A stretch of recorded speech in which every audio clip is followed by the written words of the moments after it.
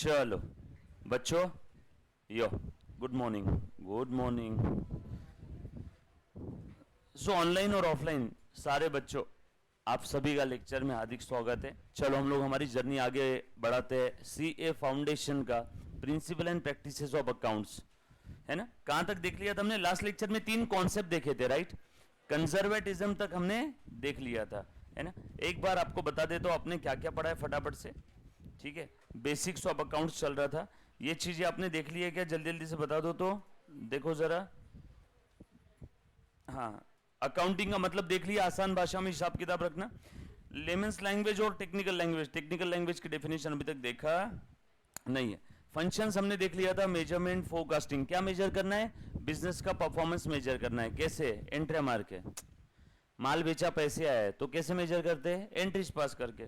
Forecasting अगला functions, काम, accounting के क्या काम है, क्या इंपॉर्टेंट फंक्शंस है।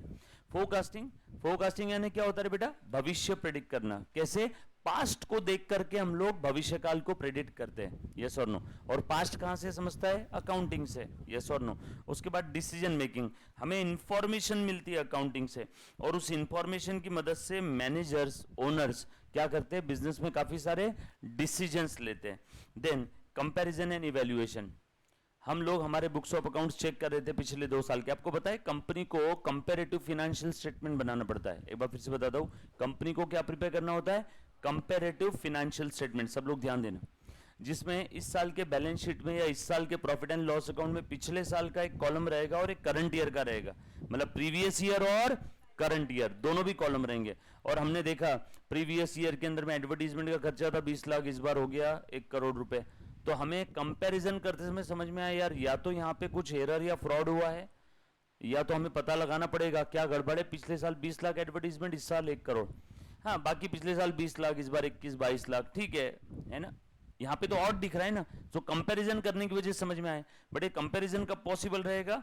अगर हमने अकाउंटिंग प्रॉपर किया है। सो one of the important function of accounting is comparison and evaluation. फिर हमने अकाउंट्स मैनेजर को बुलाया और बोला भैया बता, पिछले साल 20 लाख का खर्चा था एडवर्टीजमेंट का, इस बार का 1 करोड़ हुआ, क्या वजह है? क्योंकि कंपनी का मालिक हर दिन के डे टू डे ट्रांजैक्शन तो जर्नल एंट्री बुक में जाके चेक नहीं कर सकता, वो तो समरी रिपोर्ट देखेगा ना। And financial statements are the summary reports. पूरे साल भर की अकाउंटिंग आप 5-6 पेज के अंदर में क्या कर रहे हो? समराइज कर रहे हो। इसीलिए समराइजेशन स्टेज के अंदर में आता है फाइनेंशियल स्टेटमेंट प्रिपेयर करना। फिर उसने बोला नहीं सर, पिछली बार राखी सावंत को बुलाया था एडवर्टीजमेंट के लिए, इस बार कटरीना कैफ थी। अच्छा, बिल दिखा, दोनों का बिल देख लिया, ओके, कंफर्ट, ठीक है। समझ में आया कि हम लोग चेक करते हैं, हमें समझ में आता है। आपके घर वाले भी देखो, या कभी आप बैंक के लिए, लोन के लिए अप्लाई करोगे, आपका बैंक स्टेटमेंट देना पड़ता है पिछले 1 साल का। वो फिगर्स चेक करते हैं क्रेडिट वाले, है ना, जो बैंक वाले आपको क्रेडिट देने वाले हैं, तो उनके क्रेडिट की जो टीम रहती है फिगर चेक करते हैं। अचानक कोई अनयूजुअल ट्रांजेक्शन दिखा, आपके इसमें ट्रांजेक्शन दिख रहे 20, 25, 50 हजार के, अचानक कोई 10 लाख का ट्रांजेक्शन दिखा तो वो मार्क कर देते। उन्होंने कंपैरिजन किया ना, बाकी ट्रांजेक्शन के कंपैरिजन में अचानक बहुत बड़ा अमाउंट आ गया या बहुत बड़ा अमाउंट गया, तो आपको पूछेंगे, क्वेरी आएगी कि सर ये 10 लाख रुपए की कौन सी एंट्री है, कहां से आया या किधर गया, क्यों आया, आपने लोन लिया, चोरी की, कहां से आया पैसा इतना, यस और नो। तो ये सब कब समझ में आता है? कंपैरिजन की वजह से। लेकिन कंपैरिजन पॉसिबल कब है? जब आपके पास में कंपेयर्ड अकाउंटिंग प्रिपेयर करके रखा रहेगा, यस और no. So one of the major function comparison and evaluation. और लाइफ के अंदर में बहुत जगह पे कंपैरिजन होती है, सुबह उठने से लेकर रात को सोने तक। बगैर कंपैरिजन के हमारी लाइफ पूरी नहीं होती है, यस और नो। ऑल इंडिया जो मेरिट आता है, मेरिट रैंक 1, रैंक 2, वो भी कंपेयर ही करती है ना इंस्टीट्यूट। पूरे भारत में सीए फाउंडेशन की एग्जाम दिया, समझ लो 50,000 बच्चों ने। उस 50,000 में सबसे पहले नंबर, सबसे ज्यादा मार्क्स जिसको रहेंगे कंपैरेटिवली अदर, वापस आए कंपैरिजन, उसका रैंक 1 आता है। इसलिए हर बार रैंक 1 का जो टोटल है ऐसा फिक्स नहीं है कि आपको 400 में से 280 या 380 आ गए तो रैंक 1 फिक्स है। नो, फिक्स नहीं, वो चेंज होते रहता है कंपेरेटिव टर्म है। जैसे मैंने आपको बोला कि बच्चों ये लाइन बड़ी है कि छोटी है बताओ, आप नहीं बता पाओगे। फिर मैंने आपको पूछा बच्चों अब बताओ ये लाइन बड़ी है कि छोटी है, अब आप बोलोगे छोटी है। कैसे? आपने कंपेयर किया। बगैर कंपैरिजन के काफी जगह पे आप जवाब नहीं दे सकते हो, और कंपैरिजन तभी पॉसिबल है जब आपने प्रॉपर अकाउंटिंग करके रखा हो। So major and important function है बेटा क्या? Comparison and evaluation. Then control, आप लोगों के स्टाफ को पता रहेगा आगे जाके जब आप चार्टर्ड अकाउंटेंट बन जाओगे, आपके ऑफिस में 4-5 टीम 4-5 स्टाफ काम करेंगे, उनको पता रहेगा कि हमारे बॉस का अकाउंटिंग बहुत स्ट्रिक्ट है, हर चीज की रिकॉर्डिंग होती है, हर चीज की एंट्री होती है। बोलो वो एरर या फ्रॉड गलती से भी करेंगे क्या? नो। आपका उनके ऊपर क्या रहेगा? कंट्रोल। वैसे कंपनी के मालिक का भी कंपनी के स्टाफ के ऊपर कंट्रोल है। आप यहां से ये कोई भी स्टाफ है एसी का, ये रिमोट, ये टीवी, ये कैमरा उठा के अपने जेब से बाहर लेके जा सकता है क्या? नो। ये तो खुला ही, कोई लॉक थोड़ी लगा इसको। ये कैमरा को लॉक लगा है क्या? No. But books of accounts के अंदर में कैमरा है, रिकॉर्ड किया हुआ है, असेट्स दिख रही है बुक्स ऑफ अकाउंट्स में। सो बुक्स ऑफ अकाउंट्स में कैमरा दिख रहा है, कितने ऐसे 5 कैमरे लेके आए 1 लाख रुपए के। सो फिजिकली भी वेरीफाई कर लेते हैं हर 15 दिन में, 5 कैमरे बुक्स ऑफ अकाउंट्स में दिख रहे हैं, 5 एक्चुअल में है, ओके। नहीं है तो जो उसके लिए रिस्पॉन्सिबल पर्सन है उसके सैलरी से कट करो। कंट्रोल रहेगा क्या? सो अकाउंटिंग की वजह से कंट्रोल रहता है। आपके मम्मी पापा ने आपको बोला कि बेटा वो कमरे में गद्दे के नीचे पैसे पड़े हैं, 8-10 लाख रुपए पड़े हैं, है ना, 2000 की, 500 की, 100 की नोट है, और आपके पापा ने बोला कि वो पैसे गिने हुए नहीं है, तो हो सकता है किसी का मन कर जाए, यार वैसे भी गिने नहीं है, 10-12 लाख है, 2-3 हजार निकाल भी लिए तो क्या समझेगा। जैसे ही आपके पापा ने बोला कि गिने हुए है और अकाउंटिंग करके रखी हुई है, उसकी पता है, रिकॉर्ड किया हुआ है, गिना हुआ है, अब आप चाह के भी उसमें से 1 रुपया भी निकाल नहीं सकते। सो हर चीज का जब हिसाब किताब है तो कंट्रोल होता है। ये दूसरा इंपॉर्टेंट फंक्शन है। ये सारे में 2 मैंने इंपॉर्टेंट मार्क किए, कौन से? कंपैरिजन, इवैल्यूएशन और कंट्रोल। इसका रियल लाइफ में आपको मीनिंग समझेगा जब आपके जेब से आगे पैसा जाएगा, जब आप प्रैक्टिस करोगे ना सीए की या जॉब करोगे, तब आप जब हर एक चीज का हिसाब रखोगे तो अपने आप आपके इर्द गिर्द आपके स्टाफ जो भी है उनके ऊपर आपका डायरेक्टली इनडायरेक्टली क्या रहेगा? कंट्रोल रहेगा। देन नेक्स्ट है government regulation and important, government regulation and taxation. क्यों इंपॉर्टेंट है रे बेटा? मुझे एक बात बताओ, गवर्नमेंट ने कंपलसरी किया अकाउंटिंग करना? जी हाँ, कंपनी को एटलीस्ट, बाकी सोल प्रोप्राइटरी को करना है कर, नहीं करना है नहीं किया तो भी चलेगा। लेकिन अगर तू टैक्सेबल इनकम कमा रहा है, ऐसी इनकम जिसके ऊपर टैक्स लगता है, तो आपको कंपलसरी अकाउंटिंग करना पड़ेगा। और टैक्सेशन बेनिफिट के लिए भी अकाउंटिंग करना जरूरी है। मुझे एक बात बताओ, टैक्स कैसे निकालोगे? नेट प्रॉफिट पे। नेट प्रॉफिट कहां से पता चलेगा? अकाउंटिंग से। अकाउंटिंग ही नहीं किया, नेट प्रॉफिट कहां से पता चलेगा? तो सरकार उसके हिसाब से टैक्स कैलकुलेट करेगी अंदाज लगा के। आपको पता है पुणे में एक गार्डन वड़ा पाव वाले की गाड़ी थी कैंप साइड में, इनिशियल सबसे पहली ब्रांच, वहां पे इनकम टैक्स की रेड पड़ी थी, इनकम टैक्स की रेट पड़ी थी, उनके पास हिसाब किताब नहीं था। अब इनकम टैक्स की रेट पड़ी, उनका बोलना है भैया तुम इतना कमा रहे हो, रोज का 50-60 हजार रुपए का कलेक्शन है, महीने का करीब करीब 20-1 लाख का है, सैटरडे संडे ज्यादा, साल का कितना हो गया? 2.5 करोड़ के आसपास, और तुम्हारा पैन कार्ड तक नहीं है, इनकम टैक्स रिटर्न तो बहुत दूर की बात। तो वहां पे इनकम टैक्स डिपार्टमेंट की रेट पड़ी थी 2000 में 8-9 की बात कर रहा हूं, बरोबर है क्या? तो वहां पे इनकम टैक्स डिपार्टमेंट ने कैसे उनका इनकम कैलकुलेट किया होगा पता है? वहां पे जो प्लेटें रहती थी ना कागज की, वो इनकम टैक्स डिपार्टमेंट के ऑफिसर ने बंदे बुलवा के, जो बेगारी काम करते ना, उनसे प्लेटें काउंट करवाई थी रोज की, और उस हिसाब से मल्टीप्लाइड बाय 365 सैटरडे संडे में 20% एक्स्ट्रा, और उसके ऊपर इनकम टैक्स की लायबिलिटी निकाली। ये रियल लाइफ केस है। तब से उसने उसके बाद क्या किया? प्लेटें रखी नहीं, कागज में देना शुरू कर दिया, खाओ फेंको। समझ में आया क्या? एक बार का तो चलो भर दिया उसने, इनकम टैक्स रिटर्न भी फाइल किया होगा बाद में, बट बाद में एकदम कम दिखाया होगा, यस और no? So income tax department किसी भी हद तक गिर सकता है आपका इनकम कैलकुलेट करने के लिए, और आपकी इनकम के ऊपर क्या देना पड़ता है? इनकम टैक्स, यस और नो? भारत में टैक्स कितना है मालूम है? 30%। सर नहीं, हमने तो सुना 5-10% ही है। अरे बाबा वो कम इनकम कमाने वालों के लिए है। आपकी कमाई 10 लाख के ऊपर है, आपकी कमाई 10 लाख के ऊपर है साल की, तो आप 30% स्लैब रेट में हो। आपके प्रॉफिट का कितना टक्का देना है? 30%। सोचो कितना ज्यादा टैक्स है। मतलब आपका 100 रुपए का प्रॉफिट है तो उसमें से 30 रुपीज किसको देना है? सरकार को। तो Indian government is your partner 30% के लिए, कुछ किए बगैर कोई भी धंधा करो आप। 30% सरकार का है क्या टैक्स? सर हम टैक्स चोरी कर लेंगे, आज नहीं तो कल पकड़ में आओगे। समझ में आया? जिस दिन आप बड़ा धंधा करोगे नजर में आओगे और पकड़ में भी आओगे, तब रिट्रोस्पेक्टिव हिसाब होगा। रिट्रोस्पेक्टिव मतलब बैकडेटेड, कि ऐसा सोचा जाएगा पिछले 5 साल से आप ऐसे ही कर रहे हो, भले ही आपने 5 महीने पहले चालू किया होगा, लेकिन क्या सोचा जाएगा? पिछले 4-5 साल से आप ऐसे ही कर रहे हो। और इसके अलावा इनकम टैक्स 30%। एक मैं ये परिस्थिति की विडंबना बताता हूं, भारत के अंदर में धंधा करना कितना मुश्किल है। ब्लैक मनी जो है ना, इतना क्यों है?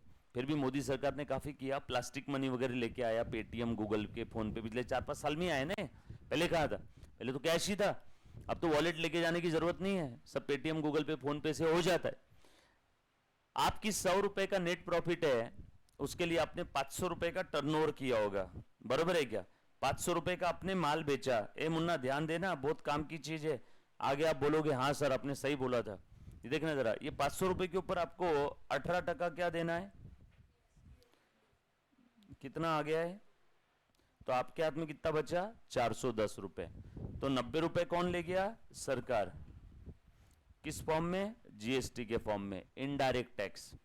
वैसे 28% भी है जीएसटी का रेट ये लग्जोरियस आइटम पे, एसी, टीवी पे, लेकिन नॉर्मल हम सोचते हैं एजुकेशन इंडस्ट्री में 18% है ना। उसके बाद में ये 410 में आपका खर्चा था, समझ लो 110 रुपए, और 300 रुपए आपका क्या है? प्रॉफिट। सर्विस इंडस्ट्री में प्रॉफिट ज्यादा रहता है ना, सर्विस इंडस्ट्री में खर्चा कम है, माल बेच रहे तो माल खरीदा 100 का, बेचा 120 में, प्रॉफिट मार्जिन बहुत कम है, लेकिन सर्विस इंडस्ट्री में प्रॉफिट मार्जिन ज्यादा है। अब ये 300 क्या है आपका? प्रॉफिट। इसके ऊपर कितना है टैक्स रेट? इनकम टैक्स 90 रुपए। ये कौन सा टैक्स है? Income tax. ये इनडायरेक्ट टैक्स है जीएसटी, ये इनडायरेक्ट टैक्स है, और ये कौन सा टैक्स है? डायरेक्ट टैक्स है। इनकम टैक्स डायरेक्ट क्यों है? क्योंकि डायरेक्टली आप सरकार को दे रहे हो। और इनडायरेक्ट टैक्स, आपने दुकान से कैलकुलेटर खरीदा, 100 रुपए का कैलकुलेटर, 118 रुपए का बिल दिया, तो आपने दुकान वाले को 100 के कैलकुलेटर के लिए कितने दिए? 118, और दुकानदार ने उस 118 में 18 रुपए, 118 में से 18 रुपए आपके भी आप में सरकार को पे किए। यानी आपने सरकार को 18 डायरेक्टली दिया या दुकानदार के थ्रू दिया? किसी के थ्रू दिया, इनडायरेक्टली दिया, तो वो कौन सा टैक्स हो गया? Indirect tax. और जो आप डायरेक्टली सरकार को देते हो आपके प्रॉफिट के ऊपर, डायरेक्टली दिया, कोई था बीच में बिचौलिया था? नहीं, वो क्या हो गया? Direct tax. यस और नो? सो आपने टोटल सरकार को कितना दिया? 90 + 90 है ना। ये 90 की फिगर मुझे बिल्कुल नहीं अच्छी लगती, बाकी कोई 90 होता तो बात अलग थी, बट ये 90 और 90 कितना हो गया? 180। आपकी कमाई कितनी थी? सेल था 500, 500 में से 180 कितना परसेंट हुआ? कोई निकाल के बताएगा क्या? 180 अपॉन 500 इंटू 100, परसेंटेज बताओ आपके सेल का, टर्नओवर का कितना परसेंट हुआ? बता रहे बेटा? 36%। कौन खा गया? सरकार। टर्नओवर का। प्रॉफिट का परसेंटेज निकाल के बता दो, प्रॉफिट कितना था? 300, 300 में से 180, ये प्रॉफिट का 180 अपॉन 300 इंटू 100, ये परसेंटेज ऑन प्रॉफिट। बोलो बेटा कितना आया? ओ हो, कितना लेगी सरकार प्रॉफिट का डायरेक्ट और इनडायरेक्ट टैक्स के नाम पे? 60%। अब समझ में आया भारत में लोग क्यों बोलते भैया कैश में व्यवहार कर, बैंक बिंग पे नहीं चाहिए? समझ में आया क्या? अगर सरकार को 60% सबने व्हाइट में देना शुरू कर दिया ना, तो जो आपको गेहूं चावल अभी जो रेट पे मिल रहा है, डबल रेट हो जाएगा। समझ में आया क्या? सब चीज के रेट बढ़ जाएंगे।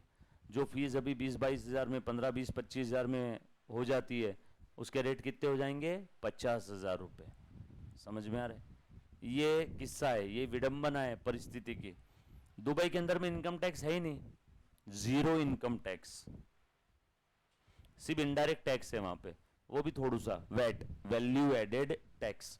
काफी सारी ऐसी कंट्रीज है जो टैक्स हेवन कंट्री है, टैक्स हेवन जहां पे टैक्स नाम की कोई चीज नहीं है। अच्छा सर, दुबई में इनडायरेक्ट टैक्स है, सिर्फ डायरेक्ट टैक्स नहीं, तो दुबई सरकार कमाती कैसे है? टूरिज्म। दुबई सरकार का मेजर रेवेन्यू क्या है? टूरिज्म। यस और नो? तो देखो अब भारत का ये किस्सा है, इसलिए भारत के अंदर में ब्लैक मनी बहुत ज्यादा बढ़ता है। और भारत में कितने परसेंट लोग टैक्स पे करते हैं? 5%। मतलब वो 5% लोग भारत देश को चला रहे हैं, 95% कैश में व्यवहार करते हैं, या फिर अगर किया भी तो इसके अकाउंट में पैसा ले, उसके अकाउंट में पैसा ले। 5 लाख रुपए तक के किसी और के अकाउंट में पैसा ले सकते हैं। 5 लाख के ऊपर इनकम टैक्स 0, 5 लाख के ऊपर जीएसटी 0। सर आप भी लेते हो क्या? ऑप्शन नहीं है, गरीब आदमी मर जाएगा वरना। समझ में आया क्या? सर कैसे करते लोग ये फ्रॉड? किसी को बोलना मत, अनऑफिशियली बताता हूँ। अब जैसे कोई एक कंपनी का मालिक है, कोई एक मालिक है, एंटिटी छोटा मोटा धंधा कर रहा है, 4-5 करोड़ का टर्नओवर है, उसके यहाँ पे 10 स्टाफ होंगे, 8-10 स्टाफ। मैं ऐसा नहीं करता हूँ हाँ, उसके यहाँ पे 8-10 स्टाफ होंगे, 10 स्टाफ के अकाउंट में 5-5 लाख रुपए ले लिए, 5 लाख रुपए तक के इनकम टैक्स और जीएसटी कितना है, 0। 10 स्टाफ के इसमें कितने ले लिए, 5-5 लाख। वैसे 6 लाख तक भी 0 आ जाता है, थोड़ी बहुत एडजस्टमेंट इंश्योरेंस की कर दिया तो 50 से 60 लाख रुपए तक का इनकम कैसा हो गया, ब्लैक में। और जो खुद मालक है वो भी उसके अकाउंट में 8-10 लाख रुपए ले लेता है, तो इसके ऊपर जीएसटी 0 आता है, लेकिन इनकम टैक्स आ जाता है 20-25 हजार रुपए बस। तो मतलब 70-80 लाख रुपए कैसे हो गए, ब्लैक। सर ब्लैक का पैसा है क्या, जिसकी बुक्स में अकाउंटिंग नहीं है, छोड़ो, जिसका हिसाब किताब नहीं है, वो सब ब्लैक का पैसा है। ब्लैक का पैसा है, लोग सोचते कैश, नो, कैश ये ब्लैक मनी नहीं है। कैश ब्लैक मनी होता तो आरबीआई छापता क्या, कैश ये ब्लैक मनी नहीं है। गलत बहुत लोगों का मिथ है कि कैश है मतलब ब्लैक मनी है, फिर आरबीआई ब्लैक मनी छाप रहा है क्या। मेरे पास 10,000 कैश है, मैंने बुक्स में अकाउंटिंग कर लिया उसकी, अब वो काहे का ब्लैक, वो वाइट है। मेरे पास 10,000 आए, मैंने कहीं पे रिकॉर्ड नहीं किया, ना इनकम टैक्स डिपार्टमेंट को दिखाया ना जीएसटी डिपार्टमेंट को, अब वो है ब्लैक मनी। समझ में आया सभी को ब्लैक मनी क्या होता है। आने दो, आगे बहुत सारी चीजें आप पढ़ोगे। ये सीए कोर्स अपने आप में एक धर्म है, अपने आप में एक दुनिया है, अपने आप में एक बहुत बड़ी चीज है ना। सो इसको शिद्दत से करो, जीवन के बहुत सारे रंग आपको देखने मिलेंगे, आपको समझ में आएगा, फिनांस समझ में आएगा, टैक्स समझ में आएगा, जिंदगी जीने का एक नजरिया मिलेगा, है ना। वरना इंस्टॉलमेंट में जिंदगी तो हर कोई जी रहा है, समझ में आएगा। 2 टाइम की रोटी तो रोड पे जो डॉगी घूम रहा है उसको भी मिलती है, बट इज्जत की रोटी और 50 लोगों को खिला सकते हैं, वैसा कुछ करना है तो सीए करना, कॉमर्स इंडस्ट्री में सीए करना जरूरी है। नहीं तो लोग बोलेंगे सर सीए से अच्छा तो कलेक्टर कमाता, तो जा कलेक्टर बन। बट समझ रहे हैं क्या, कॉमर्स इंडस्ट्री में आप हो और यहाँ पे बेस्ट कोर्स कौन सा है, सीए। अब कुछ लोग, मेरे को एक सेमिनार में एक बच्चे ने सवाल पूछा था, सर कलेक्टर ज्यादा कमाता है सीए, मैंने 1 सेकंड में जवाब दिया कलेक्टर, तो सर फिर हम कलेक्टर क्यों ना बने। तो मैंने बोला ठीक है तू कलेक्टर बन, पर कलेक्टर 1 लाख में कितना बनता है, 1 लाख भी मैंने ज्यादा बोल दिया, 3 से 4 लाख लोगों में कितना कलेक्टर है, एक। 3-4 लाख लोग जब एग्जाम देते हैं तो उसमें से कितना बनता है, एक, जो टॉप लेवल का है। बाकी फिर गवर्नमेंट पोस्ट बहुत सारी मिलती है, 50-60 हजार रुपए पर मंथ की, फिर उससे अच्छा तो सीए कमा लेता है। बट जो एक रहता है वो कितने में, 3-4 लाख में है। यहाँ पे कितना है, 1 लाख में 35 हजार बन जाते हैं। समझ में आया क्या, तो सीए का रिजल्ट कभी भी उससे ज्यादा अच्छा है, समझ, नो डाउट। वैसे फिर मैंने उसको बोला, मतलब कलेक्टर ही क्यों बनता है, प्रधानमंत्री बन। पूरे भारत में कितना है, प्रधानमंत्री कमा सकता है ना बहुत ज्यादा, रोज का 50-100 करोड़ कमा सकता है अगर चाहे तो। समझ में आया क्या, मतलब होम मिनिस्टर बन, चीफ मिनिस्टर बनो, प्रधानमंत्री पीएम बन जाओ। अगर आप बात करोगे, वैसे आप कंपेयर करते समय आपको ये भी देखना पड़ेगा ना प्रोबेबिलिटी, उसमें आगे कितनी, मैथ्स पढ़ते हो ना आप लोग, प्रोबेबिलिटी देखना जरूरी है कि नहीं। समझ में आएगा, आ जाओ। सो अच्छे से ध्यान देना, फंक्शंस की बात चल रही थी, गवर्नमेंट से हम लोग कहां के कहां पहुंच गए, है ना। आ जाओ फिर से अपनी जगह पे। नीड फॉर अकाउंटिंग हमने देख लिया, systematic recording, financial position, operating result. Session close हो गया, उधर चल रहा है, उधर चल रहा है बेटा, जस्ट अ सेकेंड, हाँ बच्चों।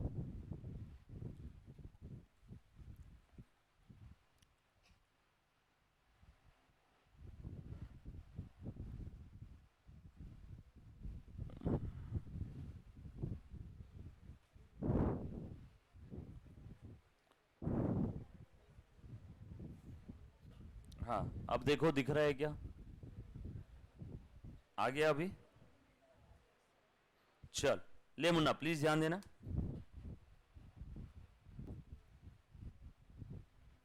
ले देखो तो, नीड फॉर अकाउंटिंग क्या है बेटा, सिस्टमेटिक अकाउंटिंग रिकॉर्ड्स मेंटेन करना, फिनेंशियल पोजीशन, फिनेंशियल परफॉर्मेंस जानने के लिए, ए कम्युनिकेट इंफॉर्मेशन, किससे कितना लेना है, किसको कितना देना है, एक्सपेंस इनकम, ये सारी चीजें थी। कुछ बेसिक टर्म्स हमने देख लिया था, फिर से एक बार देखने की जरूरत है बेटा, याद है सभी को। फिनेंशियल ट्रांजेक्शन क्या है, business, goods, asset, drawing, debtors, expense, losses, liability, capital, income, gain, purchase, discount, sale, revenue, capital expenditure important था। कैपिटल एक्सपेंडिचर के लिए एक छोटू सा चार्ट है, आपको अगर याद आ रहा है तो मुन्ना प्लीज देखो, यही आपने बनाया था कुछ। मशीन परचेस किया बेटा आपको समझाने के लिए 1 जनवरी को, मशीन कब परचेस किया, 1 जनवरी को। इधर आ रहा है क्या, दिख रहा है सभी को। मशीन परचेस किया 1 जनवरी को, बेटा उधर स्क्रीन स्क्रॉल हो रही है, देखो हो रही है ना, फिर इधर क्यों नहीं हो रहा है?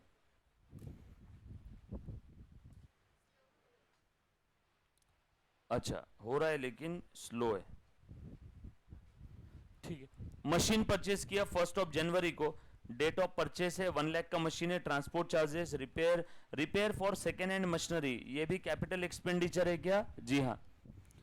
सर ये क्या था repair for second hand machinery? बताता हूं, हमने क्या देखा था, असेट खरीदने से लेके, ए बेटा ध्यान देना, रेडी फॉर यूज करने तक all necessary expense are capital expenditure, आंख बंद करके, यस और no? So second hand asset खरीदा तो रेडी फॉर यूज के लिए सेकेंड हैंड असेट को रिपेयर करना होता है, यस और नो? अब अगर बोला है second hand machinery purchase and repaired, second hand machinery purchase and repaired, तो समझ जाओ कि वो रिपेयरिंग कब हुआ? रेडी फॉर यूज के पहले। तो वो रिपेयर मेंटेनेंस होने के बावजूद भी क्या रहेगा? कैपिटल एक्सपेंडिचर रहेगा, यस और नो?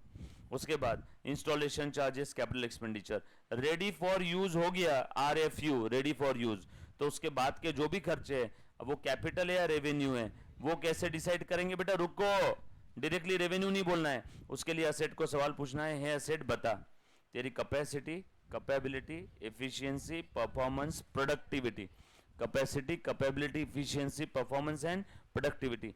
अगर इंक्रीज हो रही है उसका जवाब अगर यस है तो कैपिटल एक्सपेंडिचर, नो है तो रेवेन्यू एक्सपेंडिचर, यस और नो? क्लियर है? उधर दिख रहा है बेटा?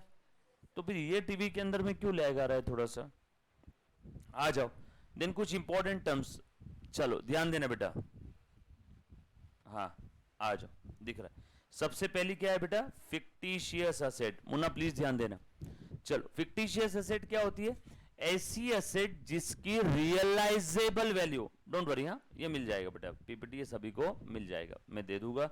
एक काम करना, आप सब लोगों का ग्रुप कौन सा, मेरे को उसका लिंक भेज देना, मैं उसके ऊपर में शेयर कर दूंगा, ठीक है? मैं ऊपर बोल दूंगा बंदे को, वो भेज देगा आपको।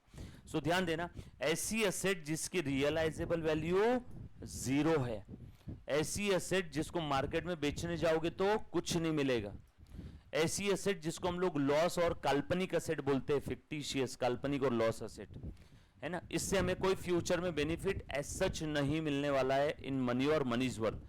जैसे बेस्ट एग्जांपल बताता हूं, बिजनेस शुरू करने के लिए हमने क्या किया? शॉपैक लाइसेंस फीस, मतलब सब प्रिलिमिनरी एक्सपेंस, क्या बोल सकते हैं, प्रिलिमिनरी एक्सपेंस फिक्टिशियस असेट की कैटेगरी में आती है। धंधा शुरू करने के पहले यहाँ पे शॉपैक लाइसेंस निकलवाया, वो शॉपैक लाइसेंस मेरे नाम का है, वो मेरे अलावा और किसी और के काम का है क्या? पैन कार्ड मेरे अलावा और किसी के काम का है क्या? मेरा पैन कार्ड, उसकी वैल्यू और किसी को है इस दुनिया में? नो। सो क्या मैं वो प्रिलिमिनरी एक्सपेंस किसी को सेल कर सकता हूँ? नो। मतलब उसकी रियलाइजेबल वैल्यू कितनी है? 0।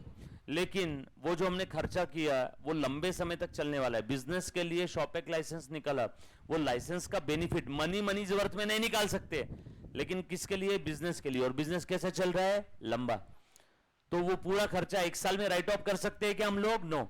लाइसेंस निकाला, 1 लाख रुपए का खर्चा आ गया, बिजनेस तो सर लंबे समय तक चलेगा, तो यहां पे हम लोगों को अजम्पशन लेना होगा कि 5 से 10 साल तक हम लोग उसको चलाएंगे। सो 1 लाख 10 साल तक चला रहे तो हर साल कितना राइट ऑफ करना है? 10-10 हजार। सर ये अजम्पशन लेने के लिए किसने बोला? अकाउंटिंग स्टैंडर्ड्स ने।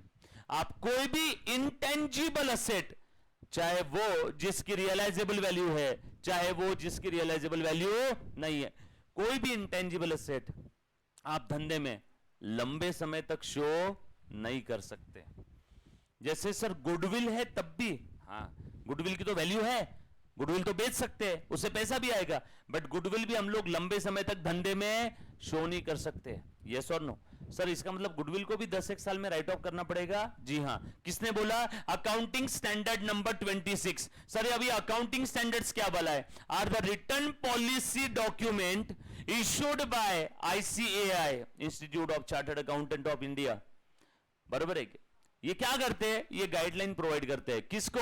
अकाउंटेंट को। कैसी गाइडलाइन? भैया फाइनेंशियल स्टेटमेंट कैसे प्रिपेयर करना है। So accounting standard help accountant in the preparation and presentation of financial statement. So accounting standards ये रूल्स, रेगुलेशंस और रिटर्न गाइडलाइंस है। सर हम लोगों को है क्या अकाउंटिंग स्टैंडर्ड्स? जी हाँ, बट जो अकाउंटिंग स्टैंडर्ड्स एक्चुअल में अकाउंटिंग स्टैंडर्ड 1, 2, 3, 4 ये आपको नहीं है, उसका इंट्रोडक्शन है। फाउंडेशन लेवल पे। सीए फाउंडेशन लेवल पे अकाउंटिंग स्टैंडर्ड का क्या है बेटा, इंट्रोडक्शन आएगा, पहले वाले टॉपिक में आखिरी का यूनिट है, तब देखेंगे। चलो आ जाओ। सो फिक्टिशियस एसेट को आप लंबे समय तक रिकॉग्नाइज नहीं कर सकते, आपको उसे मारना होगा, राइट ऑफ करना होगा, खत्म करना होगा, एक्सपायर करना होगा, छोड़ो ना, P&L के डेबिट में डालना होगा। सो 1 लाख रुपए की फिक्टिशियस एसेट है, पूरी की पूरी 1 साल में मत खत्म करो, 5 साल में खत्म कर रहे होंगे तो इस साल P&L में कितना दिखाएंगे, 20,000, बचा हुआ 80,000 पोस्टपोन कर देंगे, अगले साल बैलेंस शीट के एसेट साइड में दिखा देंगे। सर असेट में क्यों, वो तो असेट नहीं है बेटा, पर अब मेरे पास कोई रास्ता भी तो नहीं है ना, अगले साल बैलेंस शीट ही जाने वाली है, इसीलिए बैलेंस शीट में कुछ एक्सपेंसेस भी आते हैं जो अभी तक राइट ऑफ नहीं किए। देखो जरा, assets that can not be realise, assets that can not be realise, शुरुआती देखो कैसी है, can not be realise in cash and no further benefit can be derived from those asset. ऐसी एसेट्स को हम लोग क्या बोलते हैं, फिक्टिशियस और काल्पनिक एसेट। आगे सीए इंटर में, सीए फाइनल में, रियल लाइफ में आपको इसके साथ डील करना है। बहुत सारे धंधे में बैलेंस शीट की एसेट को बढ़ा चढ़ा के दिखाने के लिए, है ना, बैंक से लोन लेना है, वैल्यूएशन ज्यादा दिखाना है, तो क्या करते हैं, इंटेंजिबल एसेट दिखाते हैं। हमारे पास कॉपीराइट है, किसका कॉपीराइट, मैगी बनाने का, अरे भैया तो कोई भी बना लेगा, और कॉपीराइट की वैल्यू कितनी दिखा रहे हैं एसेट साइड में, 100 करोड़ रुपए, कहां से आए 100 करोड़ वैल्यूएशन। एसेट को बढ़ा चढ़ा के दिखाने के लिए वो लोग क्या करते हैं, ऐसे फ्रॉड करते हैं, तो इसीलिए वहां पे अकाउंटिंग स्टैंडर्ड आ गया, रुको आप ये नहीं कर सकते, अकाउंटिंग स्टैंडर्ड 26 जिसका नाम है इंटेंजिबल एसेट, तो आपने इंटेंजिबल एसेट की जो ट्रीटमेंट है वो AS 26 से पूछ के करना है, बट आपके सिलेबस में AS 26 नहीं है, आगे आएगा। सिर्फ आपको बता के रख रहा हूं कि आप मन से कुछ भी अकाउंटिंग नहीं कर सकते हो, आपको अकाउंटिंग स्टैंडर्ड्स फॉलो करना पड़ेगा। सर अगर हर कोई अपने अपने मन से अकाउंटिंग करेगा तो सोचो, हर कोई अपने अपने घोड़े दौड़ा रहा है, तो एक इंडस्ट्री में जो 2 अलग अलग बिजनेस है उनके फिनेंशियल स्टेटमेंट्स कंपेरेबल रहेंगे क्या, comparison must be on equal footing ना, और इक्वल फुटिंग कब आएगा, जब उस एक टेक्सटाइल इंडस्ट्री ले लो, टेक्सटाइल कपड़ा मैन्युफैक्चरिंग वाला इंडस्ट्री, उस इंडस्ट्री में जितने भी प्लेयर है, जब हर कोई सेम तरीके की ट्रीटमेंट देगा, सेम फाइनेंशियल स्टेटमेंट बनाएगा, तरीका सेम रहेगा, तो ही कंपेयर कर पाओगे ना। जैसे मुझे मेरे भैया की जो छोटी बच्ची है जो KG1 में, उसको 99% आए, 98% आए, वो मुझे बोल रही है चाचू आपका CA फाइनल का जो रिजल्ट था उसमें आपको 61% है, मुझे 99 है। देखो आपसे ज्यादा परसेंटेज है, मतलब बेटा कंपैरिजन ऐसी नहीं होती, कंपैरिजन के लिए इक्वल फुटिंग पे आना जरूरी है। या तो तू मेरा KG1 का और तेरा KG1 का कंपेयर कर, या फिर जिस दिन तू CA फाइनल में आएगी तो तेरा CA फाइनल और मेरा CA फाइनल कंपेयर करना। ऐसे कंपैरिजन पॉसिबल है क्या, एक CA फाइनल और एक KG1? No, comparison equal footing पे पॉसिबल है, और वो इक्वल फुटिंग कब आएगा, जब हर कोई अकाउंटिंग स्टैंडर्ड फॉलो करेगा। सो अकाउंटिंग स्टैंडर्ड का एक बेसिक ऑब्जेक्टिव क्या है, यूनिफॉर्मिटी लेके आना है, यस और नो। सो अकाउंटिंग स्टैंडर्ड हमें गाइड करता है, फिक्टिशियस एसेट को आपने क्या करना है बेटा, राइट ऑफ करना है ओवर द टेन्योर। अब टेन्योर कितना रहेगा, अगर कुछ बोला नहीं है तो मैक्सिमम, याद रखना आप सब लोग, अगर कुछ बोला नहीं है तो मैक्सिमम 10 साल, 10 साल से ऊपर नहीं। सर अगर मेरे पास ऐसी फिक्टिशियस एसेट है जिसका टेन्योर 15 साल है और ऑन पेपर मेरे पास अधिकार है, उस केस में 10 साल से आप ज्यादा जा सकते हो, बरोबर है क्या। मैंने क्या बोला, अगर कुछ अलग से नहीं बोला है तो 10 साल, अगर क्वेश्चन में बोला हुआ है। सर एग्जांपल दो इसका, जैसे सरकार से मैंने विश्रांतवाड़ी एरिया के अंदर में रेडियो चैनल चलाने की परमिशन लिए 15 साल के लिए, एक नया रेडियो चैनल मैंने चालू किया, बटाटा वड़ा, जैसे मिर्ची है बटाटा वड़ा भी हो सकता है ना, तो बटाटा वड़ा, और मेरे पास वो रेडियो चैनल ऑपरेट करने के राइट्स है एक्सक्लूसिव, बोलो वो राइट मेरी इंटेंजिबल एसेट हो गई, और सरकार ने कितने समय तक का मुझे टेन्योर दिया, 15 साल। अब बोलो अभी AS 26 आया मेरे पास, चल 10 साल, मतलब अगे यहां से मेरे पास ऑन पेपर अधिकार है 15 साल का, तो तेरे 10 साल को साइड में रख, समझ में आया। तो उस केस में मैं क्या कर सकता हूं, 15 साल तक राइट ऑफ करूंगा। एयरपोर्ट लैंडिंग लाइसेंस होते हैं, मतलब कहां पे आप फ्लाइट उतार सकते हो, तो मेरे पास बहुत बड़ी जमीन है, उसके ऊपर मैंने सरकार से राइट लिया कि यहाँ पे प्लेन आप लैंड कर सकते हो, तो वो जो राइट है वो इंटेंजिबल एसेट है, यस और नो, लैंडिंग राइट।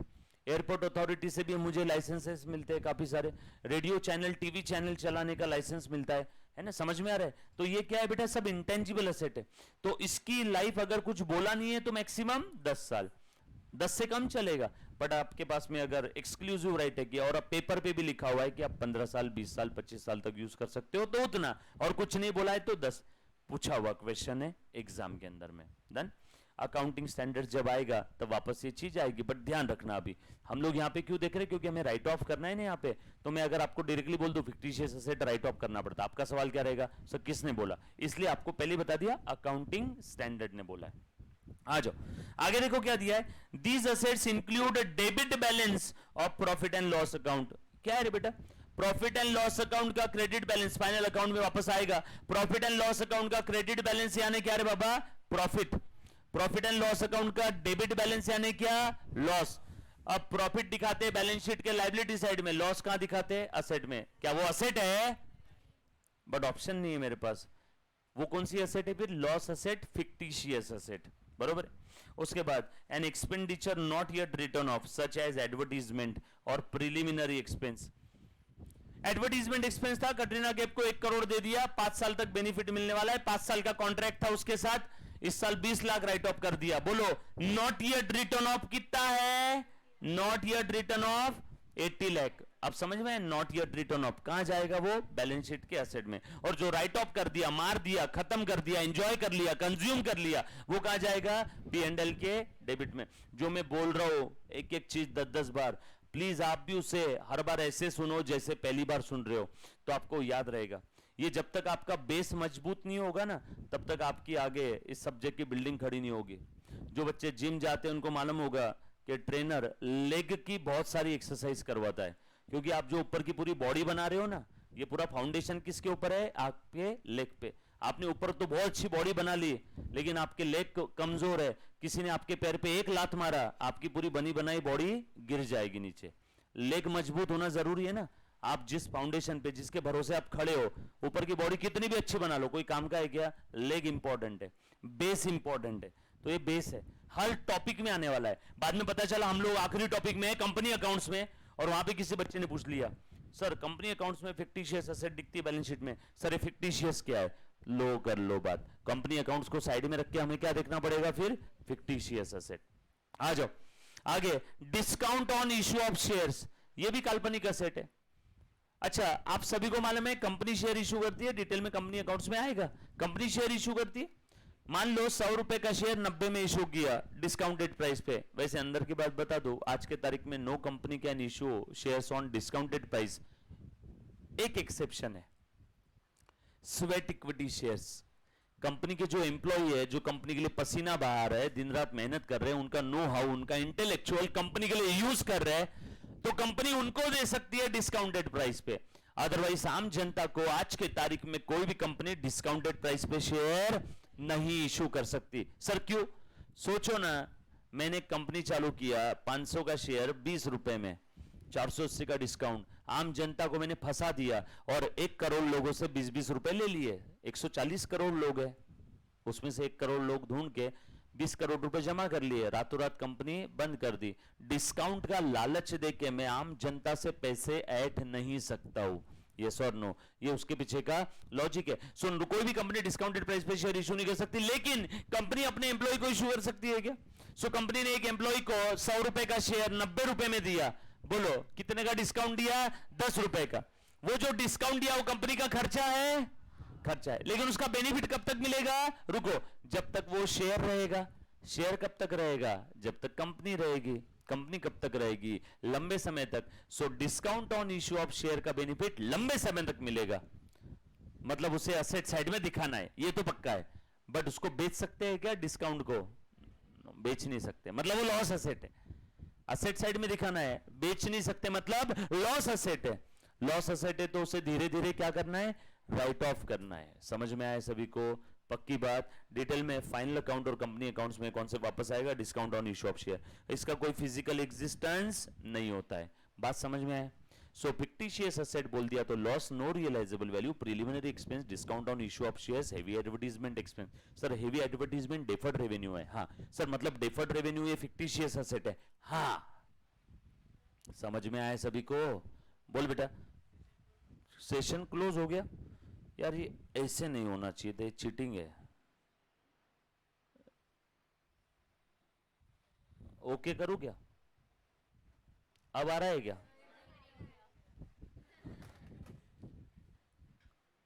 मेरे ख्याल से अब हमें कुछ करना होगा, रुको। हाँ, एक सेकेंड बच्चों, जो बच्चा रिकॉर्डेड देख रहा है बेटा चिंता मत कर, 1 मिनट का मुझे समय दे।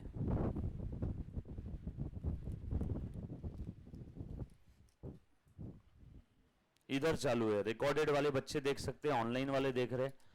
फेस टू फेस थोड़ी सी दिक्कत होगी है, चिंता मत करो, फेस टू फेस वाले फेस करेंगे इस दिक्कत को।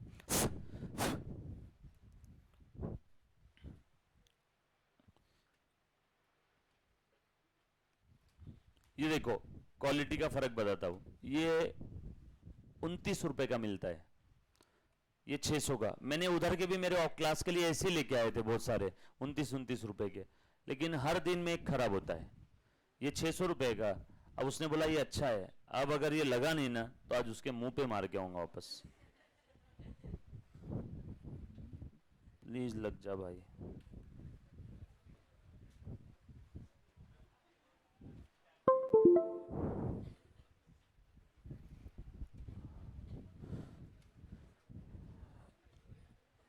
हाँ, अब ये इसको हम लोग क्लोज कर देंगे।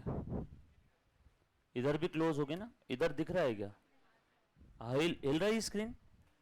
नहीं। अच्छा, ये इधर में एक कनेक्टेड है,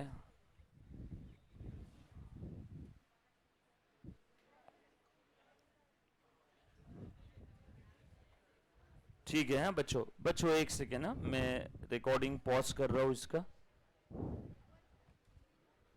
1 मिनट रुकना बेटा। रिकॉर्डिंग ऑन फिर से, ठीक है। चल आजा बेटा, अच्छे से ध्यान देना, ऑनलाइन वाले बच्चों को मैं दिख रहा हूं, बस अब सभी ने आवाज सुनना है 15 मिनट के लिए।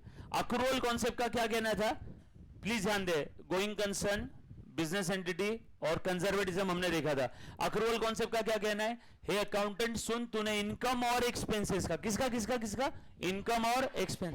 रियलाइजेशन कॉन्सेप्ट सिर्फ रेवेन्यू यानी इनकम की बात कर रहा है, बट अक्रूवल सिर्फ और सिर्फ और सॉरी, रियलाइजेशन सिर्फ और सिर्फ और सिर्फ इनकम की बात करता है, रेवेन्यू, बट अक्रूवल दोनों की बात कर रहा है। अक्रूवल जनरल फिजिशियन है, रियलाइजेशन स्पेशलिस्ट है। रियलाइजेशन किसकी बात करता है, सिर्फ रेवेन्यू की, इनकम की, लेकिन अक्रूवल किसकी बात कर रहा है, इनकम और एक्सपेंस दोनों की। सो अक्रूवल बोल रहा है, हे अकाउंटेंट सुन, जब भी तू अकाउंटिंग करेगा तब तूने इनकम और एक्सपेंस का अकाउंटिंग करना है। जैसे ही वो इनकम या एक्सपेंस अक्रू हो गए, ड्यू हो गए, लागू हो गए, वो इनकम के एक्चुअल मिलने की राह मत देखो या एक्सपेंस के एक्चुअल पेमेंट की राह मत देखो। एग्जांपल, मंथ एंड में सैलरी ड्यू हो गई, जनवरी मंथ की सैलरी 31 जनवरी को ड्यू हो जाती है, क्या मालिक को देना पड़ता है, लागू हो गई और एम्प्लॉय का अधिकार आ गया, बरोबर है क्या? सो सैलरी मंथली ड्यू होती है कि डेली ड्यू होती है? मंथली ना, डेली तो ड्यू नहीं होती ना। 30,000 पर मंथ सैलरी यानी एक महीने की 30,000, तो एक दिन का अंदाज 1,000, एक दिन में 10 घंटे, तो एक घंटे का 100 रुपए। एक घंटा काम किया एम्प्लॉय ने, आ गया मेरे कैबिन में, सर सैलरी। मतलब किस चीज की? बोले सर 1 घंटा हो गया 100 रुपए। मैंने बोला कैसे? 30,000 30 दिन का, एक दिन का 1,000, एक दिन में 10 घंटा, 1 घंटा हो गया। मैं बोलूँगा बेटा तू सही बोल रहा है, तेरी सैलरी, प्लीज ध्यान देना, अक्रू हो गई है, लेकिन जो ड्यू होने वाली है, ड्यू कब होगी? मंथ एंड में। तू क्या लेबर है क्या जो रोजंदारी बेसिस पे सैलरी लेके जाएगा? लेबर लोगों का होता है ना रोज रोज के labour charges they, but salary monthly due होती है, समझ में आया क्या? सो हम लोग क्या करते हैं बेटा, मंथ एंड में सैलरी की एंट्री पास करते हैं, मंथ एंड में सैलरी की एंट्री पास करते हैं। Salary account debit to salary payable, बोलो पेमेंट किया एक्सपेंस का? नहीं, बट फिर भी एंट्री किया। हाँ, क्यों किया? वजह अक्रूवल कॉन्सेप्ट। सो अक्रूवल कॉन्सेप्ट कहता है एक्सपेंस जैसी अक्रू हो गए, ड्यू हो गए, बरोबर है, उसकी अकाउंटिंग कर दो। अब काफी बार बच्चों को तकलीफ आती है, सर अक्रू और ड्यू में फर्क क्या है, ये बता दो पहले। बता रहा हूं, अच्छे से ध्यान देना। इनकम अक्रू हो गई, ड्यू हो गई, अकाउंटिंग कर दो। इनकम के एक्चुअल मिलने की राह मत देखो। बाहुबली को उधारी में माल बेचा, पैसा आया नहीं, बट फिर भी सेल की एंट्री करता हूं। हाँ, क्यों? क्योंकि तो क्या हुआ, पैसा नहीं आया, ड्यू तो हो गया, लेना है ना उससे। बाहुबली को माल बेचा, पैसा आ गया, अकाउंटिंग कर दूंगा क्या? यस, अकाउंटिंग कर दूंगा। सो ये कॉन्सेप्ट बहुत ही प्यारा है। ये कॉन्सेप्ट कहता है इनकम जैसे ड्यू हो गई, अक्रू हो गई, अकाउंटिंग कर दो। एक्चुअल रिसीव्ड हो चाहे ना हो कोई फर्क नहीं पड़ता। Irrespective of actual receipt of income, irrespective of actual payment of expense, you have to account for the income and expense as and when such income और एक्सपेंसेस वर अक्रूड और ड्यू। अब काफी बार मैं अक्रूड ड्यू दो word बोल रहा था ना, अब दोनों में हल्का सा फर्क है। अगर कुछ बोला नहीं है अलग से तो अक्रूड और due one and same thing. वापस बोलू, unless otherwise specifically given, accrued and due both are one and same thing. But दोनों में फर्क क्या अच्छे समझना है ना। जनरली किताबों में नहीं दिया रहता है, लेकिन इंपॉर्टेंट है, सिर्फ समझ लो एक्स्ट्रा नॉलेज बोल करके, है ना। अक्रू का मतलब क्या होता है बेटा, प्लीज ध्यान देना। अक्रू हर मिनट हर सेकंड हो रहा है, लेकिन ड्यू की एक स्पेसिफिक डेट होती है। आप होटल में खाना खाने के लिए गए, 100 रुपए थाली, आपने थाली ऑर्डर कर दिया, एक बाइट खा लिया, 100 रुपए में से 5 रुपए अक्रू हो गए।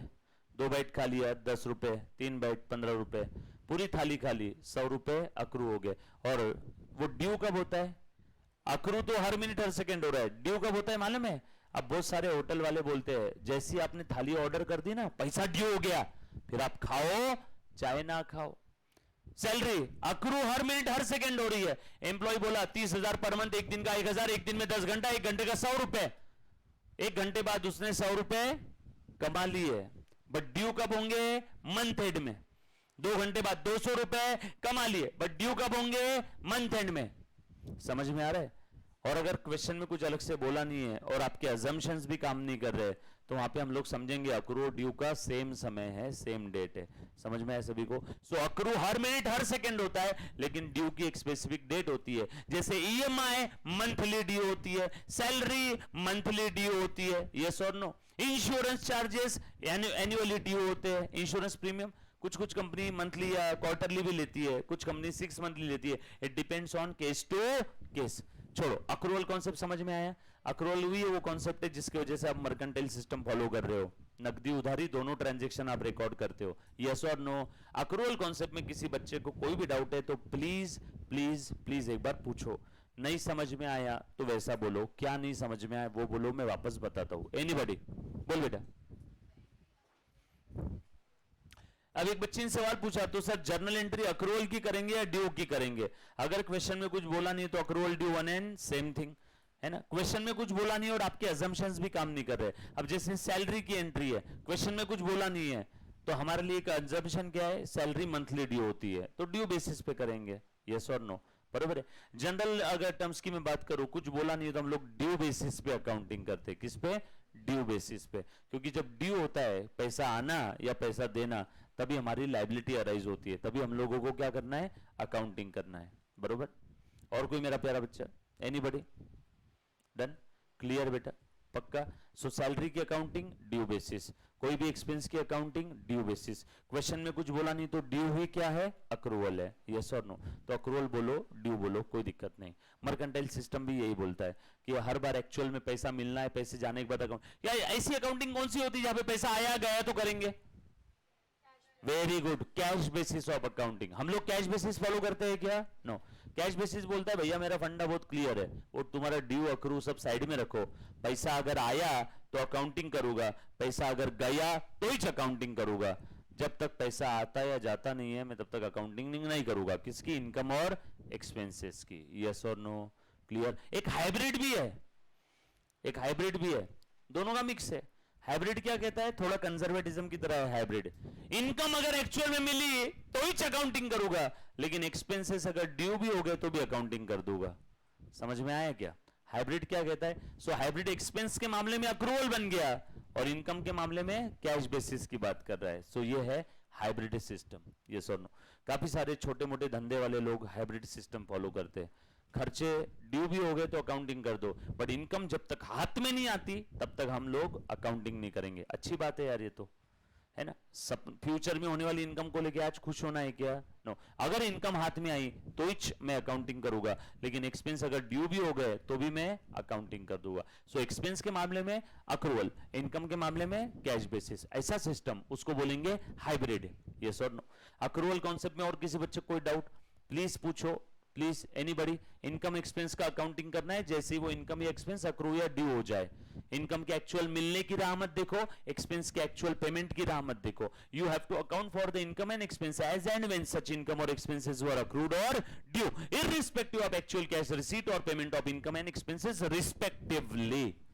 क्लियर? सब लोग साथ में है? पक्की बात. इधर बेटा पीछे लास्ट बेंच में, समझ में है? अब मैं पूछूं किसी को भी बोल पाएगा? कोई भी बच्चा बोल पाएगा? पक्का? यहां से ध्यान देना, जो भी पढ़ा रहा हूं थोड़ा पूछूंगा. जब स्क्रीन पे नहीं लिखता हूं, मैं बोल रहा हूं तो मैं आपको फिर पूछूंगा, नहीं तो क्या होगा, बच्चा उस चक्कर में ध्यान देगा एटलीस्ट. और मेरा ऑब्जेक्टिव वो ये ध्यान देना चाहिए, है ना सर. अगर जवाब नहीं आए तो क्या कर लोगे? कुछ नहीं. जवाब नहीं आया तो मैं यहाँ पे सामने आके खड़ा रहने बोलूंगा 5 मिनट तक, और हम लोग सब उसको बस देखते रहेंगे, कुछ भी नहीं करेंगे, बस उसको देखेंगे और थोड़ा थोड़ा बीच में हंसेंगे. इतना सोपा था, वो भी नहीं आया, इतना इजी तो है ना. और क्या, इससे ज्यादा क्या ही कर सकते, पनिशमेंट और कुछ है नहीं. चलो आ जाओ, ध्यान देना. उसके बाद अगला कॉन्सेप्ट बेटा प्लीज ध्यान दे दो, कैश और ट्रेड डिस्काउंट के बारे में देखेंगे हम लोग. अकाउंटिंग कॉन्सेप्ट इसमें ऐड होने बाकी है, देखेंगे बाद में ऐड करके. ठीक है, आ जाओ नेक्स्ट. कौन कौन से कॉन्सेप्ट हमने देखे हैं? आपको नहीं देखेगा स्क्रीन पे, चिंता मत करना. गोइंग कंसर्न, बोल रहे बेटा, going concern, business entity, conservatism. Screen पे देखने की जरूरत नहीं बेटा आपको, रिकॉर्डेड वाला बच्चा देखेगा. उसके बाद हमने देखा accrual. Now most important materiality concept. बोलो बेटा, मटेरियलिटी कॉन्सेप्ट क्या कहता है? फटाफट से anybody, materiality, anybody please please. Materiality, हाँ बोल Munna. Only material, only material, material चीजों की अकाउंटिंग करो. ओके, और कोई? गुड. और कोई? हाँ बोल. हाँ हाँ, छोटे मोटे एक्सपेंस का अकाउंटिंग मत करो. वेरी गुड, सही बोला. और कोई? बता दो उस बच्ची ने क्या बोला. आपको आवाज नहीं आया होगा, बच्ची ने क्या जवाब दिया है, डोंट वरी. अब मटेरियलिटी कॉन्सेप्ट की बात करो. और कोई? चलो ठीक है, मैं बताता हूं फटाफट से. मटेरियलिटी कॉन्सेप्ट बहुत आसान है, सुनना. ये कहता है, हे अकाउंटेंट, क्या बोल रहा है ये? हे अकाउंटेंट सुन, जब भी तू अकाउंट, सारे कॉन्सेप्ट सर हे अकाउंटेंट ही बोलते हैं कि हाँ ये सारे कॉन्सेप्ट अकाउंटेंट को ही तो गाइड कर रहे हैं सर. किस चीज में? अकाउंटिंग करने में. यस और नो? सर ये क्यों आए कॉन्सेप्ट? अरे भैया अगर कॉन्सेप्ट नहीं रहे तो हर कोई अपने अपने घोड़े दौड़ाएगा ना, अकाउंटिंग अलग अलग तरीके से करेगा, वो नहीं होना चाहिए. सर अकाउंटिंग अलग अलग तरीके से कर ली तो क्या तकलीफ हो जाएगी? कंपैरिजन पॉसिबल रहेगी क्या? यूनिफॉर्मिटी रहेगी क्या? सरकार के हर धंधे के लिए अलग अलग लॉ बनाएगी क्या? फिर समझ में आया सभी को? यूनिफॉर्मिटी होना जरूरी है. चलो आ जाओ. सो मटेरियलिटी कॉन्सेप्ट कह रहा है, हे अकाउंटेंट सुन, you have to record all material transactions only. Immaterial है तो इग्नोर कर सकते हो. ये मटेरियलिटी कॉन्सेप्ट का और फुल डिस्क्लोजर का 36 का आंकड़ा है ना? 36 फिगर, यू नो, 36 का आंकड़ा मतलब क्या? दोनों एक दूसरे से नफरत करते हैं. फुल डिस्क्लोजर कहता है you have to disclose all information, full information. But materiality बोलता है फुल इंफॉर्मेशन डिस्क्लोज करने की जरूरत नहीं है, जो मटेरियल है वही डिस्क्लोज कर. तो दोनों अलग अलग बात कर रहे हैं ना. इसीलिए ये भी एक one of the accounting limitation है कि कॉन्सेप्ट ही एक दूसरे से लड़ते रहते हैं. समझ में है ना? This is one of the major limitation of your accounting subject, कि कुछ अकाउंटिंग कॉन्सेप्ट्स, कन्वेंशन, प्रिंसिपल आपस में कैसे है, एक दूसरे को क्रॉस करते हैं. यस और नो? चलो आ जाओ, मैं मटेरियलिटी की बात कर रहा हूं, उसके बाद फुल डिस्क्लोजर बताऊंगा. सो मटेरियलिटी बोलता है भैया जो मटेरियल इंफॉर्मेशन है उसी को डिस्क्लोज कर, इमटेरियल है तो चाहे तो इग्नोर कर सकते हो. एग्जाम्पल इसका, बचपन से आपने एक चीज देखी है, ये जो कैलकुलेटर होते हैं, दिखा रहे बेटा कैलकुलेटर, ये कैलकुलेटर है, ये आपने देखा, ये असेट है डेफिनेशन के हिसाब से, बरोबर है क्या? बट फिर भी P&L के डेबिट में दिखाते हैं स्टेशनरी में. रीजन, अब ये 100 रुपए का कैलकुलेटर बैलेंस शीट के असेट साइड में दिखा के 10% डिप्रिसिएशन, 90 रुपए बैलेंसिंग फिगर तो नहीं दिखाएंगे ना. कैसा गंदा दिखेगा. सोचो रिलायंस कंपनी के बैलेंस शीट में असेट साइड में दिख रहा है कैलकुलेटर, पंचिंग मशीन, स्टेपलर. समझ में आ रहा है? तो तकलीफ हो जाएगी ना. ये असेट है बट इसका अमाउंट इतना भी मटेरियल नहीं है कि असेट में दिखाओ. एक काम करो ना, पूरा का पूरा राइट ऑफ कर दो, नर्क में डाल दो. कहां डाल दो? P&L के डेबिट में डाल दो. यस और नो? P&L के डेबिट में डाल दो. सो मटेरियल इतना भी नहीं है कि असेट में दिखाओ, और इतना भी इमटेरियल नहीं है कि पूरा इग्नोर कर दो. इसलिए हम लोग क्या करते हैं, एक्सपेंस बोल के राइट ऑफ कर देते हैं. सो आज के बाद अगर कोई सवाल पूछे, इंस्टीट्यूट का एग्जाम में कई बार पूछा हुआ question, stapler, calculator, punching machine हम लोग P&L में राइट ऑफ करते हैं, इसके पीछे की वजह क्या है? Materiality concept. समझ में आया सभी को? असेट होने के बावजूद भी हम लोग क्या कर रहे हैं, यस और नो। और यही वो कॉन्सेप्ट है जो आगे एनपीओ में भी काम आने वाला है। NPO, not for profit making organisation, Dagdu Seth Halwai, Ganpati मंदिर ट्रस्ट, बेस्ट एग्जांपल, मंदिर, मस्जिद, चर्च, यूनिवर्सिटीज, कॉलेजेस, हॉस्पिटल्स, ये सब क्या है, एनपीओ है। नॉट ऑल हॉस्पिटल, कुछ हॉस्पिटल पैसा कमाने के लिए काम करते हैं, जिनको ऑब्जेक्टिव प्रॉफिट अर्न करना नहीं है, बट प्रॉफिट हो जाता है। ऑब्जेक्टिव प्रॉफिट अर्न करना नहीं होता है, बट फिर भी प्रॉफिट हो जाता है। उस प्रॉफिट को वो लोग क्या कहते हैं, सरप्लस। ठीक है, वो बाद में देखेंगे। जैसे मैं दगड़ू सेठ मंदिर में गया और वहां पे बिल्डिंग का काम बनना शुरू है, मैं उनके वहां पे गया बंदे के पास और उसको मैंने बोला कि बिल्डिंग बनाने के लिए मैं डोनेशन देना चाहता हूं। बिल्डिंग बनाने के लिए मैं क्या देना चाहता हूं, डोनेशन देना चाहता हूं। वो खुश हो गया एकदम, उसने रिसीट बुक, पावती पुस्तक वगैरह सब लेके आया। लाओ सब बैठो, चाय पिलाओ, पानी पिलाओ सबको। बोले बोलो सर कितने का रिसीट काटू? बिल्डिंग के लिए डोनेशन देना था, मतलब 51 रुपए, 51 रुपीज। उसने बोला ठीक है सर, थैंक यू, जय गजानन, जय गणेश। 51 रुपए की कच्ची रिसीट दे दी। मतलब सब ये बिल्डिंग के लिए यूज करना? हाँ। उसने बोला हाँ, नारियल दे साहब को एक, और नारियल देके मुझे भेज दिया। अब मुझे एक बात बताओ, मैंने स्पेसिफिक पर्पस के लिए पैसा दिया था, यस और नो, बट अमाउंट बहुत कम थी, तो वो कैपिटल नेचर का नहीं रहेगा, अमाउंट कम थी। इसका मतलब ये नहीं कि सर हर बार अमाउंट डिसाइड करेगी क्या, बहुत सारे फैक्टर्स है, उसमें से एक फैक्टर है मटेरियलिटी। अमाउंट मैंने दिया, स्पेसिफिक पर्पस के लिए दिया, लेकिन अमाउंट इमटेरियल था, तो वो जनरल पर्पस के लिए यूज कर लेंगे। समझ में आएगा सभी को? आगे देखेंगे एनपीओ में मजा आएगा। सो मटेरियलिटी कॉन्सेप्ट क्लियर हो गया सभी का, पक्की बात। सो मटेरियलिटी अकाउंटेंट को कह रहा है, अकाउंटेंट सुन, मटेरियल ट्रांजैक्शंस को तो रिकॉर्ड करेगा, इमटेरियल को इग्नोर कर देगा। और यही वो कॉन्सेप्ट है जिसकी वजह से अगर मैं रास्ते में आते आते सिग्नल पे भिखारी को 1 रुपया डोनेट करता हूं तो उसकी अकाउंटिंग नहीं करता हूं। 1 रुपया इमटेरियल। तिरुपति संस्थान में मैंने 5000 रुपए डोनेट किए, इसकी मैं अकाउंटिंग करता हूं। क्यों भैया, दोनों भी डोनेशन ही है, दोनों भी डोनेशन है। एक इंसान वाले भगवान को दिया, एक मूर्ति वाले भगवान को दिया, दोनों भी है तो डोनेशन ही ना। बट इसका अकाउंटिंग नहीं किया, 5000 का किया। रीजन क्या है, मटेरियलिटी कॉन्सेप्ट। 220 रुपए 40 पैसा, 220 का ही अकाउंटिंग करते हैं, वो 40 पैसे का अकाउंटिंग नहीं किया। एग्जाम में पूछा हो क्वेश्चन, रीजन क्या है, मटेरियलिटी कॉन्सेप्ट। समझ में आया? सो मटेरियलिटी कहता है भैया मटेरियल ट्रांजैक्शंस को कंसीडर करो, इमटेरियल है तो इग्नोर कर दो, है ना। या बहुत सारे इमटेरियल मिलके अगर मटेरियल हो रहे तो उनको क्लब कर दो। 40-40 पैसे के रोज के 1000 ट्रांजैक्शन है। अब बहुत सारे इमटेरियल अगर क्लब कर दिए तो क्या बन जाएगा, मटेरियल। अब उसकी अकाउंटिंग करो। सो इमटेरियल को या तो इग्नोर करो या तो बहुत सारे इमटेरियल को क्लब करके एक ही एंट्री पास करो। कुछ बात समझ में आई क्या? सर ये एक एंट्री वाला किस्सा नहीं समझा। साल के आखिरी में अगर हमने पूरे साल भर में 1,40,40 पैसे वाले ट्रांजैक्शन अगर इग्नोर कर दिए, साल के आखिरी में आपके परचेस सेल में कुछ डिफरेंस आया, तो हम लोग वहां पे क्या करते हैं, एक ही एंट्री पास करते हैं। 40,000 का डिफरेंस आ जाएगा ना, है ना। जब आगे जाकर के सीए बनने के बाद जब बैलेंस शीट फाइनलाइज करोगे ना, तो आपको ये तकलीफें थोड़ी बहुत दिखेगी, तो वहां पे आप सस्पेंस या एडजस्टमेंट की मदद से टैली कर दोगे, है ना। कैसे होता है सस्पेंस? सस्पेंस का हम लोग पूरा यूज रेक्टिफिकेशन में करने वाले हैं। सबसे आसान चीज है, बचने का सबसे आसान रास्ता सस्पेंस, सस्पेंस अकाउंट देखेंगे हम लोग वहां पे। मटेरियलिटी कॉन्सेप्ट के बाद में फुल डिस्क्लोजर। फुल डिस्क्लोजर क्या होता है रे बेटा? डिस्क्लोजर कॉन्सेप्ट, डोंट वरी, सारी चीजें नोट्स में भी रहेगी। जितनी चीजें मैं बता रहा हूं विथ एग्जांपल रहेगा, जैसे वो डायग्राम वगैरह कैपिटल एक्सपेंडिचर का दिखा है, सब रहेगा। मुन्ना ध्यान देना, फुल डिस्क्लोजर क्या है? लड़का लड़की पहली बार एक दूसरे से मिलते तो एक दूसरे को क्या देते हैं, शादी के लिए मिल रहे एक दूसरे से, घर वालों के सामने या अलग कमरे में साइड में, तो एक दूसरे को क्या देते हैं, डिस्क्लोजर। लड़का बोलता है देख भैया मैं खाता पीता हूँ, ये दारू सिगरेट का नशा करता हूँ, 5-6 गर्लफ्रेंड थी, इतना। तो उसने सारी चीजें बता दी, देख मैं इसलिए बता रहा हूँ ताकि अपना रिश्ता सच के भरोसे पे रहे। सारी चीजें मैंने क्या कर दी, डिस्क्लोज कर दी। लड़की बोलती इट्स ओके ब्रो, मेरे भी 20-25 अफेयर थे, मेरे भी 20-25 अफेयर थे, और मैं भी बहुत सारे नशे करके आई हूँ, मैं भी इसके लिए बता रही हूं ताकि अपना रिश्ता सच के भरोसे रहे, सच। तो दोनों ने एक दूसरे को क्या दिया, डिस्क्लोजर।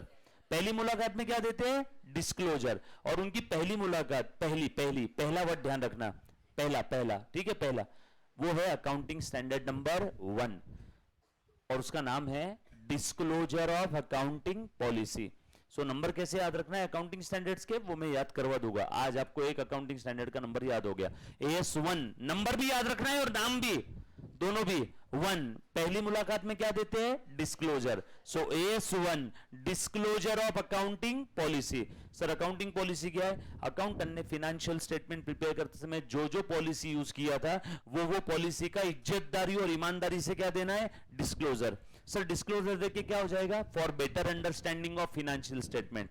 फाइनेंशियल स्टेटमेंट समझने में आसानी हो जाएगी ना। सर किसको समझना है फाइनेंशियल स्टेटमेंट, तुम्हारे पास 100 करोड़ है तो तुम ऐसी कोई भी कंपनी में इन्वेस्ट कर दोगे या उसके फाइनेंशियल स्टेटमेंट रीड करके करोगे, फाइनेंशियल स्टेटमेंट रीड करके। और फाइनेंशियल स्टेटमेंट रीड करना है तो आपको उसके साथ साथ नोट्स टू द अकाउंट्स के अंदर में सारा डिस्क्लोजर पता होना चाहिए ना। सर एग्जांपल तो एक आध डिस्क्लोजर का, किंगफिशर के ऊपर केस चल रही थी स्टेट बैंक ऑफ इंडिया की 5000 करोड़ की, कॉन्टिंजेंट लायबिलिटी थी। किंगफिशर केस हार जाता तो 5000 करोड़ देने पड़ते, यस और नो, जो भी कुछ था कॉन्टिंजेंट लायबिलिटी थी। सो कॉन्टिजेंट लायबिलिटी का अकाउंटिंग होता है क्या, ना, मतलब बुक्स ऑफ अकाउंट्स में दिखेगी क्या, ना। सो किसी इन्वेस्टर ने अगर books of accounts financial statement देख करके कंपनी में पैसा डाल दिया और बाद में पता चला अरे यार इसके ऊपर तो केस चल रही है, तो उसके साथ तो गलत चीटिंग हो गई ना इन्वेस्टर के साथ। तो इन्वेस्टर के साथ चीटिंग नहीं होनी चाहिए, इसीलिए फुल डिस्क्लोजर या डिस्क्लोजर ऑफ अकाउंटिंग पॉलिसी कहता है हे अकाउंटेंट सुन, तूने बैलेंस शीट के नीचे फुट नोट में सारी इंफॉर्मेशन डिस्क्लोज करना है, जो अकाउंटिंग नहीं किया वो भी। क्यों, for better understanding of financial statement. किसके लिए, by the users of the financial statement, example investor. ताकि जब भी कोई बंदा भारत का आम आदमी जिसका मेहनत का कमाया हुआ पैसा है किसी कंपनी में इन्वेस्ट करे तो उसको सारी इंफॉर्मेशन मिलना चाहिए ना। तुमने सिर्फ फाइनेंशियल स्टेटमेंट दिखा दिया, बट ऐसे आइटम जिसकी अकाउंटिंग नहीं होती फाइनेंशियल स्टेटमेंट में आएंगे क्या, नहीं। इसीलिए उनको बचाने के लिए कौन आ गया, accounting standard number 1 disclosure of accounting policy और फुल डिस्क्लोजर कॉन्सेप्ट। यस और नो, क्लियर है। सो ये था फुल डिस्क्लोजर और ये किससे रिलेट कर रहा है, AS1 से। बाकी हम लोग कंटिन्यू करेंगे नेक्स्ट लेक्चर में, तब तक के लिए अलविदा, टेक केयर, बाय बाय। अच्छा सुनो, अपना बेसिक का जो है 2 से 3 दिन के अंदर में खत्म हो जाएगा। उसके बाद टॉपिक नंबर 1 के अंदर में इसकी जो जो चीजें रिपीट होने वाली है वो हम लोग फटाफट से देखेंगे। ऐसा समझो 1 वीक के अंदर में हम लोग प्रैक्टिकल पोर्शन के अंदर में जम कर लेंगे और उसके बाद इतना हाथ दुखेगा आपका, बहुत प्रैक्टिस करनी है मेरे साथ साथ क्लासरूम में। होमवर्क जो रहेगा वो अलग, क्लासरूम में प्रैक्टिस करना है ना। सो उस हिसाब से तैयार रहना है ना, और हाथ की मालिश करके आना रोज तेल से। नहीं पहले 2-3 दिन दुखता है हाथ, पहले 2-3 दिन दुखता है, आपको मजाक लग रहा होगा, पता चलेगा 1 हफ्ते बाद। सो रोल ऑन वगैरह रख लेना है ना, बाद में बोलोगे सर हाथ दुख रहा, आप थक गए, वैसा मत करना, प्रैक्टिस करना पड़ेगा। मॉड्यूल सभी के पास है तो भी चलेगा, नहीं है तो भी चलेगा, सब मैं यहाँ पे प्रोवाइड करवा दूंगा। Thank you very much, love you all, take care, bye bye bye.